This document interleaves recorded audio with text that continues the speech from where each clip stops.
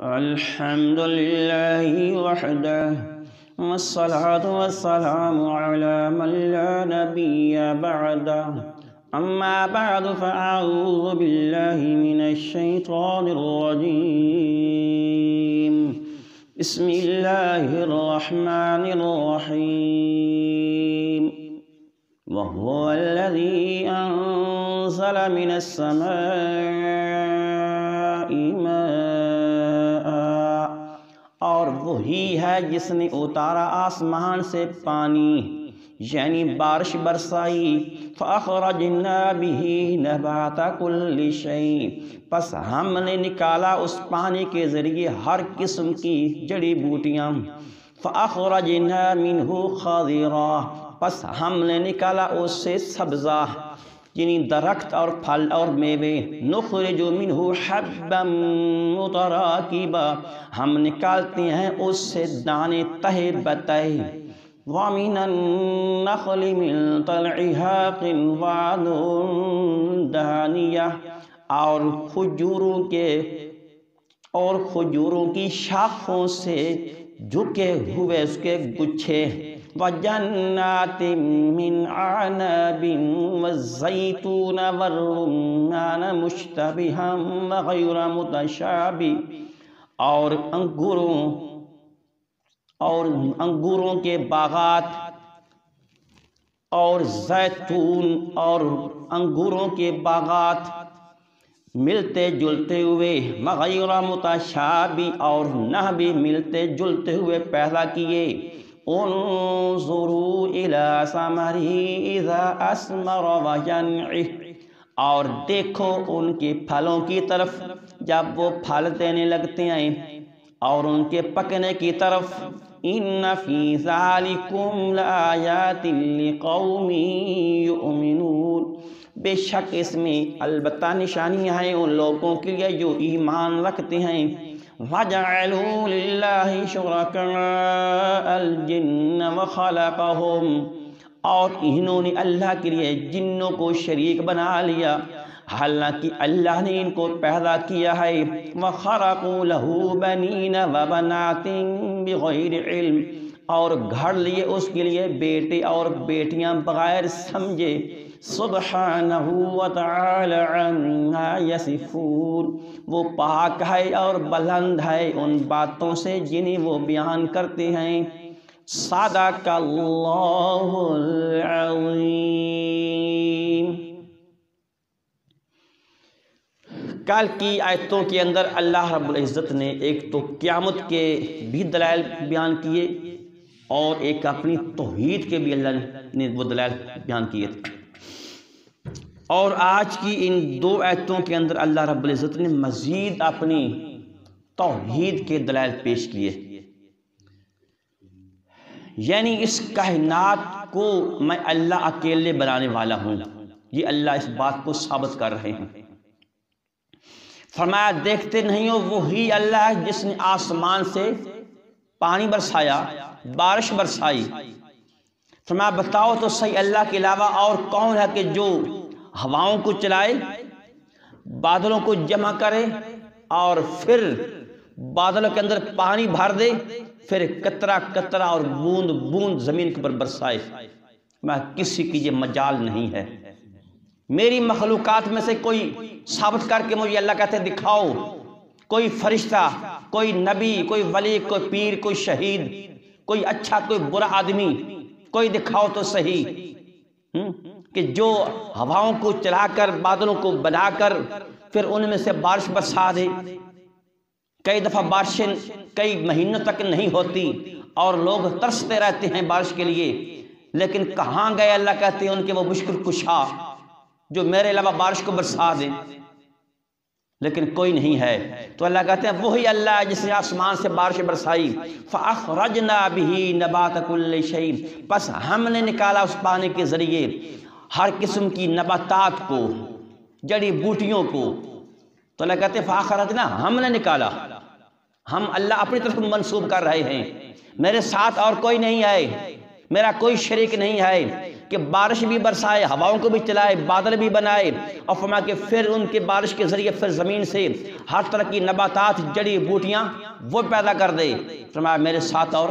کوئی نہیں ہے۔ فاخرجنا، ہم نے نکالا اس پانی کے ذریعے بھی، اس پانی کے ذریعے نبات کل شیء، ہر طرح کی نباتات جس کو ہم جڑی بوٹیاں کہتے ہیں، اس میں سبزہ بھی آ جاتا ہے، چارہ بھی آ جاتا ہے، پھل اور میوے سبزیاں بھی اس میں آ جاتی ہیں، سب اس میں آ جاتی ہیں۔ فَأَخْرَجْنَا مِنْهُ خَضِرًا، اللہ کہتا ہے پس ہم نے اس بارش کے ذریعے اس زمین سے سبزہ نکالا، چارہ نکالا تمہارے جانوروں کے لیے۔ جانور وہ چارہ کھاتے، اس میں تمہارا فائدہ، جانور پھر تمہارے کام آتے ہیں۔ اور فرمایا کہ پھر اسی سے ہم نے سبزیاں پیدا کی جو تمہارے کام بھی آتی ہیں، اور سبزیوں کے چھلکے تمہارے جانوروں کے کام آ جاتے ہیں۔ ہم نے اس سے پھل اور میوے نکالے، پھل اور میوہ تم کھا لیتے ہو، چھلکے وہ تمہارے جانور کھا لیتے ہیں۔ نخرج منہ حبا متراکبا، اللہ کہتے ہیں ہم نے اس پانی کے ذریعے اس زمین سے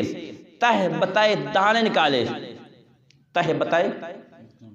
حبا دانے، متراکبہ تہ بتائے اوپر نیچے، تہ بتائے دانے نکالے۔ یعنی کبھی دیکھو باجرہ کا سٹا، کبھی دیکھو گا آپ لوگوں نے کیسے دانے کے ساتھ دانہ جڑا ہوتا ہے، اس میں کوئی خلا کو فاصلہ نہیں ہوتا۔ مکئی کی چھلی دیکھو، دانے کے ساتھ دانہ جڑا ہوتا ہے۔ مالٹا دیکھو، اس کا چھلکا اتارو، اس کے اندر جو جس کو پھاڑیاں کہتے ہیں، پیس کہہ لو، یعنی پھاڑی کے ساتھ پھاڑی کیسے جڑی ہوتی ہے۔ انار کا دانہ دیکھو، انار کو توڑو، اس کے دانے کیسے اوپر نیچے جڑے ہوتے ہیں۔ تو یہ ہے تہ بتائے اوپر نیچے جڑے ہوئے، ایک دوسرے کے اوپر چڑھے ہوئے۔ فرمایا یہ دانے بنانے والا کون ہے؟ اللہ ہے۔ اللہ اپنی صفت بیان کر رہا ہے،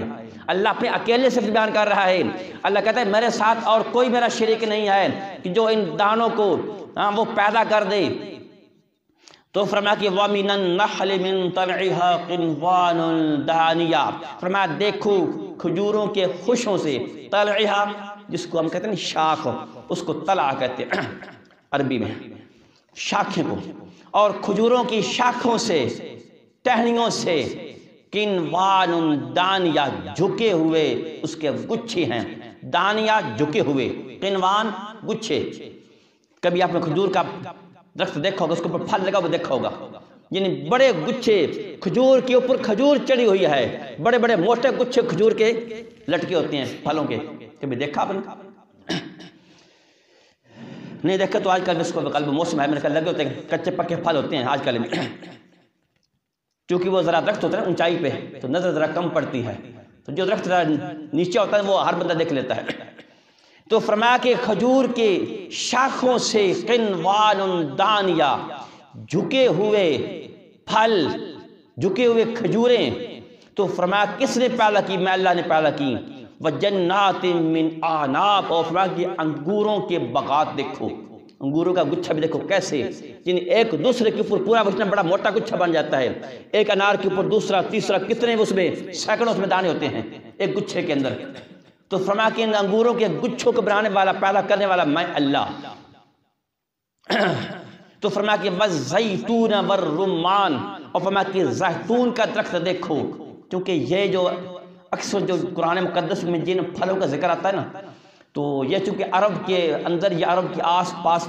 جن کے یہ پھل ہوتے تھے، تو پہلے مخاطب چونکہ مکے کے لوگ ہی تھے، اس لیے ان کو سمجھانے کے لیے اللہ نے انہی چیزوں کی مثالیں دی، ورنہ پھر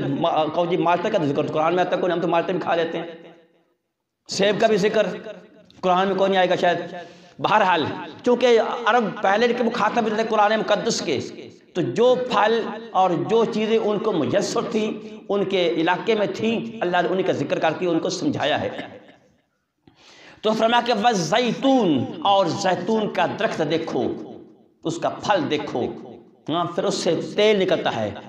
اور وہ تیل کھانے کے کام آتا ہے، اس کا پھل بھی یعنی اچار کے طور پر استعمال ہوتا ہے۔ وَالرُّمَّانَ مُشْتَبِهًا وَغَيْرَ مُتَشَابِهٍ، اور فرمایا کہ انار کا درخت دیکھو، اس کا پھل دیکھو، کیسے انار کے اوپر دانے کے اوپر دانہ تہ بتائے اوپر نیچے، کیسے اللہ پاک ان کو بنا دیتا ہے، لین در لین اللہ نے وہ دانے جوڑے ہوتے ہیں، خراب نہیں ہوتے، اس کے اوپر پھر اللہ نے اتنا سخت وہ چھلکا وہ چڑھا دیا،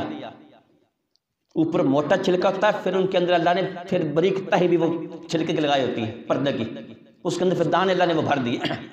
تو فرمایا کہ مشتبہ وغیر متشابہ، فرمایا ملتے جلتے ہوئے اور نہ ملتے جلتے ہوئے،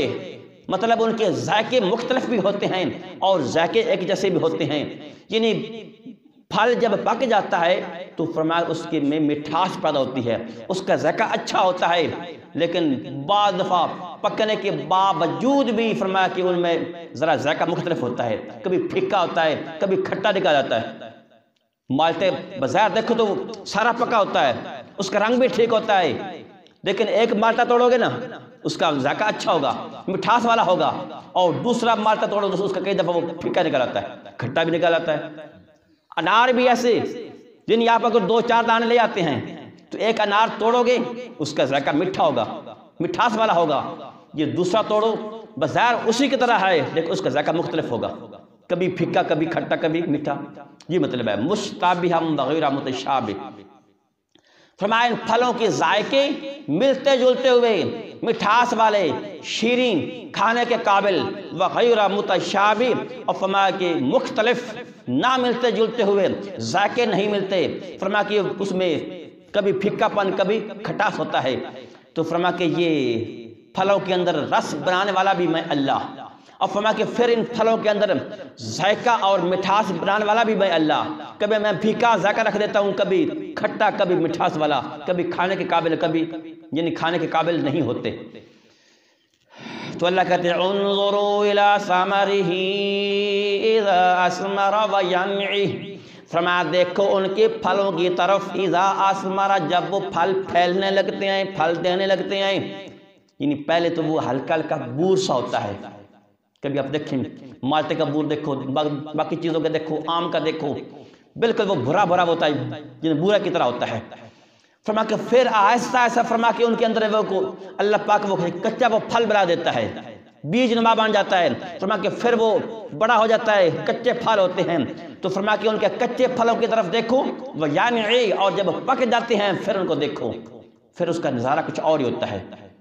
جب جن بوٹے کے اوپر درخت کو جب پھل پک کر تیار ہو جاتا ہے، ریڈی ہوتا ہے، پھر وہ بڑا دیکھنے کے قابل ہوتا ہے، بڑا عجیب سا لگتا ہے، دیکھ کر منہ سے پانی بھی آتا ہے، آتا کہ نہیں آتا؟ ہاں، سیب کا درخت ہو جناب پکے ہوئے سیب ہوں، مالٹے کا یا درخت ہو جناب اوپر جھکے ہوئے مالٹے ہوں اور پکے ہوئے ہوں، تو اللہ کہتے ہیں ذرا دیکھو ان کا نظارہ دیکھو، کچے بھی دیکھو، پکے پھل بھی دیکھو، کچے کا ذائقہ کچھ اور، پکے کا ذائقہ کچھ اور کچے پھل کا مزاج کچھ اور، پکے پھل کا مزاج کچھ اور ہوتا ہے۔ کچے پھل کا فائدہ اپنا اور پکے پھل کا فائدہ اپنا۔ تو اللہ نے یہ توجہ دلائی کہ ان ساری چیزوں کو کائنات میں دیکھو، ان جڑی بوٹیوں کو دیکھو، اس کائنات کو دیکھو، پھلوں کو دیکھو، سبزیوں کو دیکھو، ان پھلوں کو، میووں کو دیکھو، اور بارش کے نظام کو دیکھو، اور بظاہر زمین بھی ایک ہے، اور ظاہری طور پہ بیج بھی ایک ہے، اگرچہ چلو بیج کی شکلیں مختلف ہوگی، کوئی چھوٹے رنگ کا، کوئی چھوٹا سائز کا، کوئی بڑے سائز کا، کسی کا رنگ کچھ اور، کسی کا رنگ کچھ اور، لیکن اوپر سے چھلکا اتارو گے تو اندر سے تقریباً جو گودا ہوتا ہے وہ سفید ہی ہوتا ہے، تقریباً اوپر تو چھلکا ہوتا ہے۔ تو اللہ کہتے ہیں زمین بیج کا گودا بھی ایک ہی جیسا تقریباً، اور زمین بھی ایک، کسان کی محنت بھی ایک، اس کو بھی ہل چلاتا ہے، زمین کو تیار کرتا ہے، اس میں پھر کھاد ڈالتا ہے، زمین کو تیار کرتا ہے، پھر بر وقت اس کو پانی دیتا ہے اور بیج کو زمین میں ڈال دیتا ہے، زمین میں دبا دیتا ہے، فرما پھر اس سے درخت پیدا کر کے، فرما کہ بڑے بڑے درخت پیدا کر کے، فرما ان کے اوپر کچے پکے میں اللہ پھل لگا دیتا ہوں، پہلے کچے ہوتے ہیں، پھر پکے ہوتے ہیں، پھر کھانے کے قابل ہو جاتے ہیں۔ تو اللہ کہتے ہیں ذرا ان کی طرف توجہ کرو، غور کرو، ان فی ذالکم لآیات لقوم یؤمنون، بے شک اس میں نشانیاں ہیں تمہارے لیے، ان کے لیے جو ایمان رکھتے ہیں، جن کا یقین ہے کہ یہ سب کچھ اللہ ہی کرنے والا ہے۔ اب اللہ نے یہ بات اتنی بتا کہ ہمیں سمجھا دیا انسانوں کو کہ دیکھو آپ ان پھلوں کو، سبزیوں کو، میووں کو بنانے والا، رس بنانے والا، ذائقے بنانے والا اللہ کے علاوہ کوئی نہیں ہے۔ اللہ کہتا ہے ہم نے بارش برسائی، ہم نے ان کو زمین سے نکالا، کسی اور کا ذکر نہیں کیا، کسی نبی ولی پیر شہید کا ذکر نہیں کیا کہ میرے ساتھ کچھ اور بھی لوگ ہیں، میرے کوئی اور بھی شریک ہیں، کہ میں اللہ کمزور ہو گیا ہوں، اب مجھ سے پانی وہ ان کو نہیں دیا جاتا، مجھ سے ان کے اندر رس نہیں بھرا جاتا، مجھ سے ان کے اندر وہ مٹھاس وہ نہیں بھرا جاتا، تو کوئی اور میرے ساتھ شریک ہو؟ اللہ کہتے ہیں کوئی نہیں ہے۔ اب اللہ نے جو اگلی بات لوگوں کو سمجھانی ہے اب اس کا ذکر کیا، وَجَعَلُوا لِلَّهِ شُرَكَاءَ الْجِنَّ وَخَلَقَهُمْ، ان لوگوں نے اللہ کے لیے جنوں کو شریک کر لیا اس کی عبادت کے اندر، اس کی ذات صفات کے اندر، حالانکہ اللہ نے ان کو پیدا کیا ہے جنوں کو۔ تو جنوں کو یعنی کئی مکے کے ایسے ان پڑھ لوگ بھی تھے کہ جو جنوں کو اور جنیوں کو بھی پوجتے تھے، ان کو اللہ کا شریک بناتے تھے، حاجت کے وقت ان سے دعائیں مانگتے تھے، ان کی سر پکار کرتے تھے۔ خاص طور پر جب یہ عرب کے لوگ جب رات کا سفر کرتے تھے تو رات آ جاتی، یا دن کا بھی کئی دفعہ جنگل بیابانوں کا سفر ہوتا تھا، جنگلوں کا اور ریگستانوں کا، پہاڑی علاقوں کا سفر ہوتا تھا، تو پھر پناہ لینے کے لیے جنگلوں میں ہی یعنی رات گزارتے تھے، دن گزارتے تھے، کسی سایہ دار درخت کے نیچے پھر دن کو آرام کرتے تھے۔ تو پھر جنگلوں میں پتہ ہی آپ کو جانوروں کے بھی ڈیرے ہوتے ہیں، جنات کے بھی ڈیرے ہوتے ہیں۔ پھر وہ لوگ جنوں کا جو بڑا بادشاہ ہوتا تھا وہ اس کو مخاطب کر کے پناہ مانگتے تھے، ہاں دعائیں مانگتے تھے، اے اس جنگل کے بڑے بادشاہ، جنوں کے بادشاہ، ہم تیری اس ملکیت میں آئے ہیں، ہماری حفاظت تو کرنا، ہماری حفاظت تو کرنا۔ رات کا اندھیرا ہے، رات کا سمرا ہے، یا دن کا وقت ہے، دوپہر کا وقت ہے، گرمی کا وقت ہے، ہماری مشکل تو حل کرنا، ہماری حفاظت تو کرنا۔ اللہ حفاظت اللہ کرنے والا ہے۔ تو جنوں کو بھی اپنا مشکل کشا ان لوگوں نے بنا رکھا تھا۔ ایک مطلب یہ ہے کہ ڈائریکٹ جنوں کو مشکل کشا حاجت روا بنا دیا، اور دوسرا مطلب یہ ہے کہ جنوں کے علاوہ علماء تفسیر نے لکھا جن کی پوجا ہو رہی ہے، چاہے کسی نبی کی پوجا ہو رہی، چاہے کسی نبی کا بت بنا کر مجسمہ بنا کر اس کو پوجا جا رہا ہے، چاہے کسی یعنی قبر کو پوجا جا رہا ہے، بت کو کھڑا کر دو یا نیچے لٹا دو، ایک ہی بات ہے۔ کسی نبی ولی کا نیک بندے کا بت بنا کے، مجسمہ بنا کے، لکڑ کا، پتھر کا، لوہے کا، دھات کا، سونے چاندی کا بنا کے اس کو کھڑا کر کے اس کے حاجتیں مانگو، اس کے سامنے اپنے مشکلات کو پیش کرو، یا وہ فوت ہو گیا اس کو قبر میں لٹا دو، آؤ اوپر مٹی ڈال دو، پھر اس سے جا کے حاجتیں مانگو، بات ایک ہی ہے۔ وہ بھی مجسمہ جو کھڑا ہے، جو نیچے لیٹا پڑا وہ بھی مجسمہ، وہ بھی بت اور یہ بھی بت ہے۔ حدیث مبارکہ میں آتا ہے اللہ کے پاک پیغمبر صلی اللہ علیہ وسلم نے ارشاد فرمایا، بلکہ اللہ سے دعا کیا کرتے تھے، اللہم لا تجعل قبری وثنا یعبد، اے اللہ تو میری قبر کو بت نہ بنا دینا، بت کا ذکر ہے، اللہم لا تجعل قبری وثنا یعبد، اے اللہ میری وفات کے بعد، میری موت کے بعد میری قبر کو تو بت نہ بنا دینا کہ اس کی پوجا کی جائے۔ تو اللہ کے نبی نے قبر کو بھی بت کہا ہے، پھر قبر بھی اپنی قبر کو، عام قبر کو نہیں کہا۔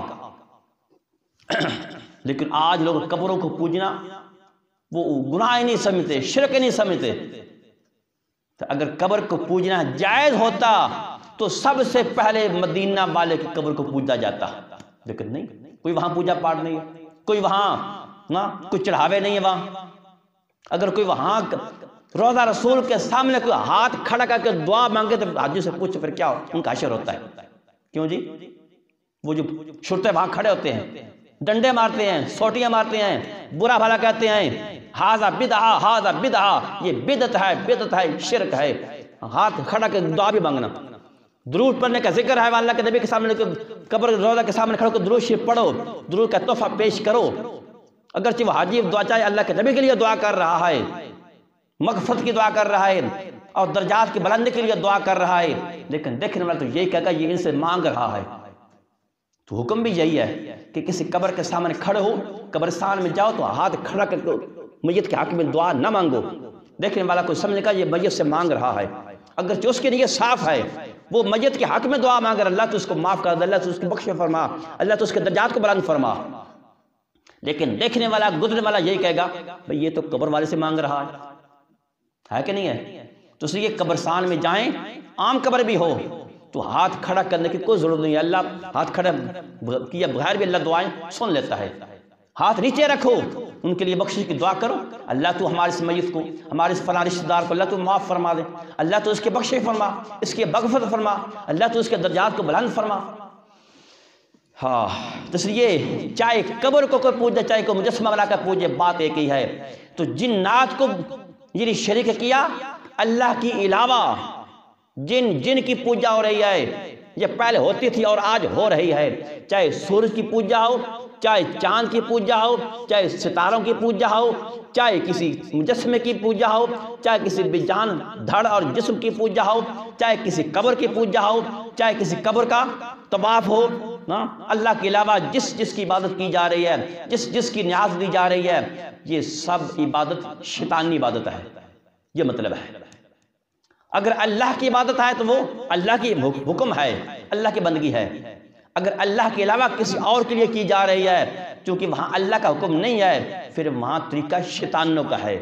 اس لیے اللہ کا جنوں کو انہوں نے شرک کر دیا، جنوں کی بات مان لی ان لوگوں نے، شرک کرنے والوں نے شیطانوں کی بات مان لی، پر رحمان کی بات نہیں مانی۔ رحمان کہتا ہے میرے سامنے جھکو، جنات کہتے ہیں بزرگوں کے سامنے جھکو، رحمان کہتے ہیں میرے نام کے چڑھاوے دو۔ شیطان پٹی الٹی پڑھاتا ہے عوام کو، کہتا ہے بزرگوں کے نام کی دے، تیرے گھر میں خیر و برکات آ جائیں گی۔ تو گوا کہ یہ بندگی شیطانوں کی بن گئی نا، اس لیے اللہ نے کہا جنوں کو انہوں لوگوں نے شریک کر دیا ہے۔ وَجَعَلُوا لِلَّهِ شُرَكَاءَ الْجِنِّ، اور ان لوگوں نے اللہ کے لیے جنات کو اس کا شریک بنا دیا، اس کا حصہ دار بنا دیا، بندگی میں اس کا بھی حصہ اور حق رکھا، ان کی بھی سر و پکار کی، ان کو مشکلات کے اندر، مصائب کے اندر ان کو بھی بلایا پکارا، ان سے دعائیں کی۔ وَخَلَقَهُمْ، اللہ کہتے ہیں حالانکہ اللہ نے ان کو پیدا کیا ہے، یہ اللہ کے محتاج ہیں، اللہ کسی کا محتاج نہیں ہے، وہ اللہ خالق ہے، وہ مالک ہے، وہ کسی کا محتاج نہیں ہے۔ ان کو اللہ کو چھوڑ دیا اور اس کی جو کمزور مخلوق ہے، جو اس کے محتاج بندے ہیں، ان کو بلانا پکارنا شروع کر دیا۔ جن کے اوپر موت آ جاتی ہے وہ کمزور ہیں، وہ کسی کے محتاج ہیں۔ داتا وہ ہے جس کے اوپر موت نہیں آتی، جس کے اوپر کمزوری نہیں آتی، جس کو نیند نہیں آتی، جو کھاتا نہیں، جو پیتا نہیں، جو کھائے بھی اور پیے بھی، کمزوری بھی آ جائے، نیند کا غلبہ بھی آ جائے، محتاج بھی ہو، بیوی کا محتاج بھی ہو، اولاد کا بھی محتاج ہو، جس کے اندر خواہشات بھی ہوں، وہ داتا نہیں ہوتا، وہ مشکل کشا نہیں ہوتا، وہ کئی چیزوں کا محتاج ہوتا ہے۔ تو اللہ کہتے ہیں وَخَرَقُوا لَهُ بَنِينَ وَبَنَاتٍ بِغَيْرِ عِلْمٍ، اور انہوں نے گھڑ لیے، بنا لیے اللہ کے لیے بیٹے اور بیٹیاں بغیر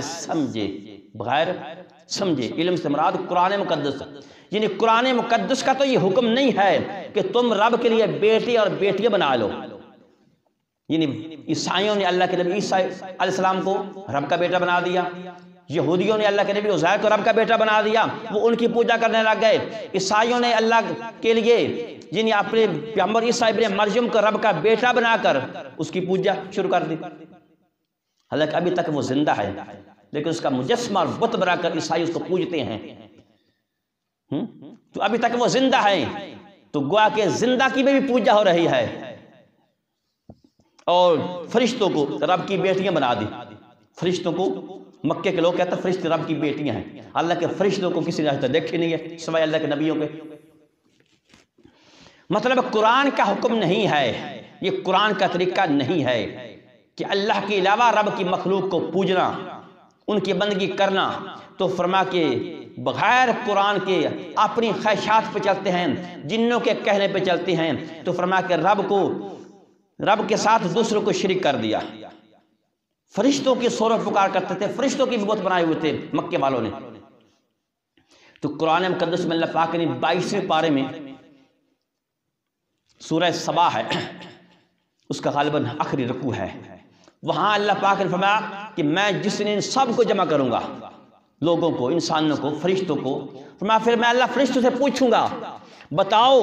یہ سارے تمہارے مرید کھڑے ہیں، کیا یہ تمہاری سور و پکار کرتے تھے؟ کیا تم نے ان کو کہا تھا کہ ہمارے مجسمے اور بت بنا کر ہمیں پوجنا، ہم سے مدد مانگنا اور ہماری شور و پکار کرنا؟ تو آگے سے فرشتوں کا جواب ہوگا اللہ ہم نے تو ان کو کوئی نہیں کہا تھا، اللہ یہ تو خود ہی بلکہ جنوں کی پوجا کرتے رہے ہیں، جنوں کی۔ اگر حوالہ دیکھ رہے ہو تو چلو ایک حوالہ دیکھ لیتے ہیں، 22واں پارہ اور سورہ سبا ہے، اور صفحہ نمبر ہے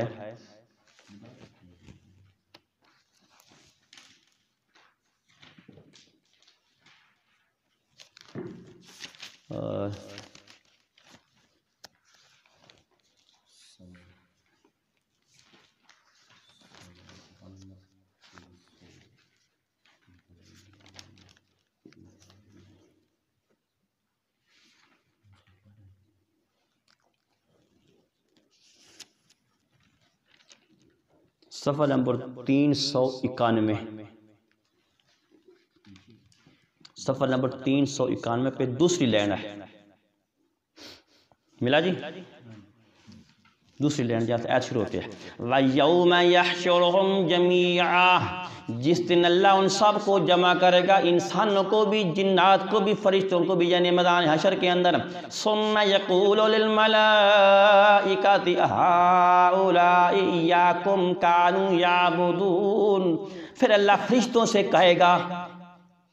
کیا یہ لوگ تمہاری پوجا کرتے تھے، تمہاری بندگی کرتے تھے، تمہاری سر و پکار کرتے تھے؟ اس کو فرشتوں کا کیا حال ہے جب اللہ فرشتوں سے پوچھے گا؟ قالوا سبحانک انت ولینا من دونہم، فرشتے آگے اپنی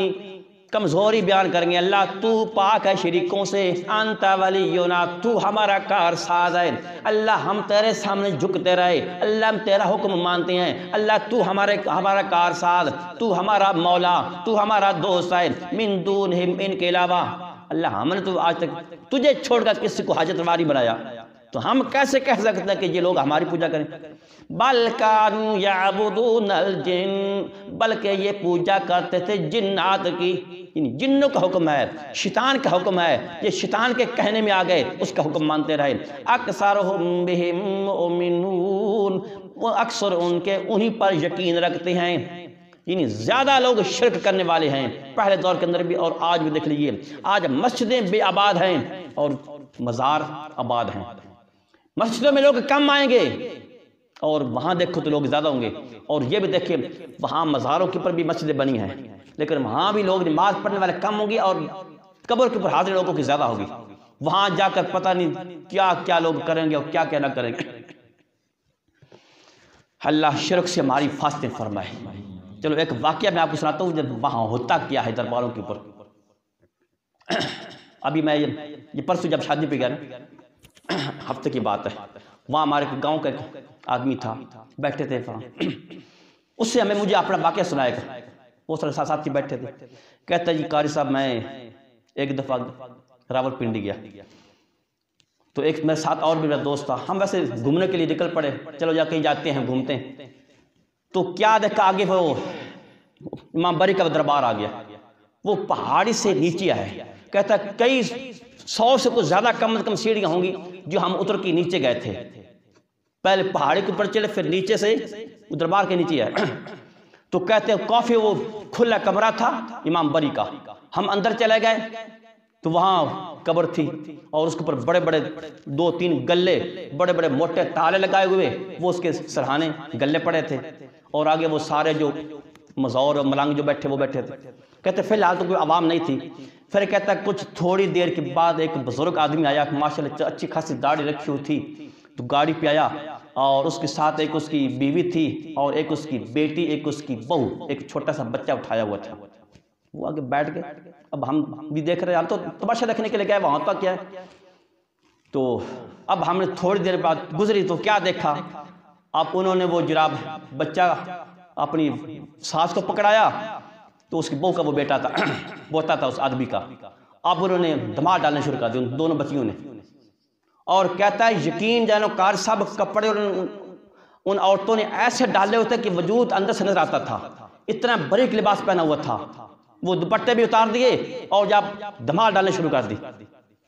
میں دیکھ کے حیران پریشان کہ یہ کیا، دیکھنے میں جو بزرگ ان کے ساتھ ہے وہ اچھا کیسا ماشاءاللہ داڑھی والا آدمی ہے، تو یہ کیا کیفیت، وہ جناب جب دھمال ڈالی بے ہوش ہو کے وہ دونوں گر پڑے، نہ ان کی وہ ساس تھی، ماں تھی، ایک کی ماں تھی، ایک کی ساس تھی، نہ وہ قریب آئی، نہ ان کا وہ اس کا باپ قریب آیا، اور جو ملنگ بیٹھے تھے وہ ہی اٹھا کے ان کو سائڈ پہ لا کر ان کو اپنی رانوں کے اوپر سر رکھ کے وہ جناب منہ میں پان ڈالتے رہے۔ یہ کچھ ہوتا درباروں کے اوپر، ہاں ہے کوئی شرم والی بات؟ پھر لوگ کہتے ہیں جی درباروں مزاروں کا نام نہ لیے کرو جی۔ بھئی کیا نام؟ ہمیں افسوس ہوتا ہے، دکھ ہوتا ہے کہ لوگ کس جن کے زمرہ کے اندر ڈوبے ہیں، شرک کے اندر۔ باپ اس کا کھڑا لڑکی کا، وہ رہی قریب آ رہا، بے ہوش ہو گئی،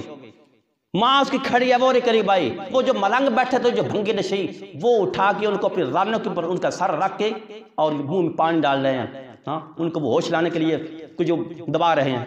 دیکھو کیا کچھ نہیں ہوتا درباروں کے اوپر۔ اچھا پھر کیا ہوا جی؟ پھر وہ کہتا ہے میں نے اپنے دوست سے پوچھا یار یہ مجھے بڑا میرا دل دکھ رہا ہے کہ انہوں نے کیا ہے، میں اس بزرگ سے پوچھتا ہوں کہ یہ معاملہ کیا ہے۔ اس نے پھر کہا یار دوسرا دوست کہنے لگا چھوڑو یار ہمیں کوئی بات بڑھ جائے گی، غصہ کرے گا۔ کہتے یار کچھ بھی ہونے دو، آج میں نے اس بزرگ سے پوچھ رہا ہے یہ معاملہ تمہارا کیا ہے۔ میں نے کہا بابا جی بزرگوں کیا یہ تمہارے کوئی منت مانی تھی، یہ کیا ماجرا ہے، کہاں سے آئے ہو، کدھر سے آئے ہو، تو یہ کیا اب جو آپ لوگوں نے کیا ہے؟ تو اس نے کہا جی یہ میری بہو ہے جس کا یہ بچہ ہے، تو ہمارے ہاں بیٹا نہیں ہو رہا تھا، بچہ نہیں تھا، تو میری بہو نے یہ منت ماننی ہوتی کہ امام بری جب مجھے بیٹا دے گا تو میں تیری قبر کے اوپر آ کر دھمال ڈالوں گی۔ دیکھو اور شرک کس کو کہتے ہیں بتاؤ تو صحیح؟ جب مجھے امام بری بیٹا دے گا، اللہ کا نام ہی کوئی نہیں ہے، جب مجھے امام بری بیٹا دے گا نا، میں نے جب منت مانی تھی پہلے بیٹا ہونے سے پہلے، جب مجھے امام بری بیٹا دے گا تو میں اس کی قبر کے اوپر جا کر دھمال ڈالوں گی۔ تو یہ وہ منت پوری کرنے کے لیے آئی ہے۔ اچھا پھر وہ کہتا ہے میں نے اس بزرگ سے پوچھا اچھا بابا جی یہ بتاؤ یہ جو قبر کے اوپر جو گلے پڑے ہیں بڑے بڑے موٹے تالے لگے ہوئے ہیں، اچھا بابا جی ذرا سوچو تو صحیح، یہ امام بری گھر تمہارے گھر بیٹھے تمہاری بہو کو بیٹا جما سکتا ہے؟ تم کہتے امام بری نے بیٹا دیا، تو یہ جس کے گلے جو سرہانے پڑے ہیں تالے لگے ہوئے ہیں، یہ تالے کیوں لگائے ہیں؟ وہ ان کی حفاظت نہیں کر سکتا؟ اب بابے کو نہ کچھ آئے نہ کچھ جائے، اس کے گلے اس کے سرہانے دو گلے پڑے ہیں، بڑے موٹے موٹے تالے لگائے ہوئے ہیں، وہ کہتا ہے جی پھر 100 کو بھنگی نشئی آ جاتا ہے، وہ کوئی پیسے نکال لیتے ہیں۔ وہ میں نے کہا بھنگی نشئیوں سے وہ امام باری نہیں حفاظت کر سکتا، اپنے گلوں کی پیسوں کی اپنے دولت کی حفاظت نہیں کر سکتا، تو گھر بیٹھے تمہاری بہو کو اس نے بیٹا جموا دیا۔ وہ بابا نے پھر جان چھڑائی، سنی وہ لے کے نکل گیا ان کو۔ ہاں یہ ہے حالت آج کے مزاروں قبروں کے اوپر ہو رہا ہے، اسی کو تو اللہ شرک کہتے ہیں۔ پہلے دور میں بھی یہی ہوتا تھا، اور یقین جانی آج مسلمان 2 قدم آگے بڑھ گئے ہیں، پھر مسلمان کے مسلمان بھی ہیں اس ادمان میں اللہ کے نام کو امام بری نے بیٹا دیا ہے، منت ماننے کے میں دھمال ڈالوں گی۔ استغفر اللہ، اللہ ہماری حفاظت فرمائے۔